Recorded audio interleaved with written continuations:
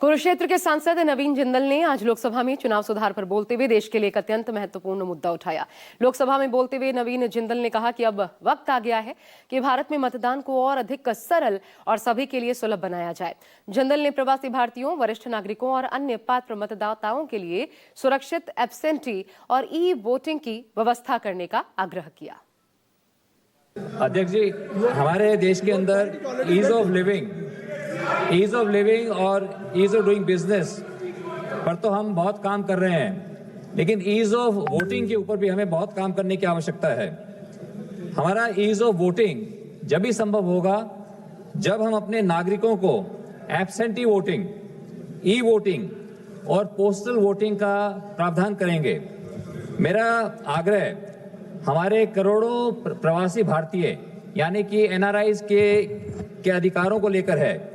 ये लोग वो हैं जो विदेशों में रहकर अपने खून पसीने की कमाई अपने देश के अंदर भेजते हैं, लेकिन उसके अंदर अधिकतर लोग अपने मतदान के अधिकार से वंचित रह जाते हैं। उनका जब हम माननीय अध्यक्ष जी, मैं ये कहना चाहता हूं कि जब हम करोड़ों हजारों करोड़ की ट्रांजैक्शन हम ऑनलाइन कर सकते हैं तो हम ऑनलाइन वोटिंग क्यों नहीं कर सकते? अगर हम इसकी आज हमारे देश के अंदर सभी तरह की तकनीकें अवेलेबल हैं, अगर हम ऑनलाइन वोटिंग अगर हम संभव करा पाएंगे तो उससे करोड़ों जो हमारे देश के अंदर जो श्रमिक हैं, जो कि उनका अपना गांव छोड़कर कहीं और काम कर रहे हैं और वो अपना वोट नहीं दे पाते, जो हमारे देश के लाखों छात्र जो देश के अंदर विदेशों में जो करोड़ों छात्र हमारे पढ़ रहे हैं, वो भी अपनी वोटिंग के अधिकार का प्रयोग नहीं कर पाते। तो मेरा आपके माध्यम से सरकार को यह आग्रह है कि हमें online voting, e voting, postal ballot जैसे हमें प्रावधान अपने नागरिकों के लिए करने चाहिए ताकि वो लोग अपने मतदान के अधिकार का प्रयोग कर सकें। और हमें भी जरूरी नहीं है कि हम अपने जगह जाकर के ही वोट करें।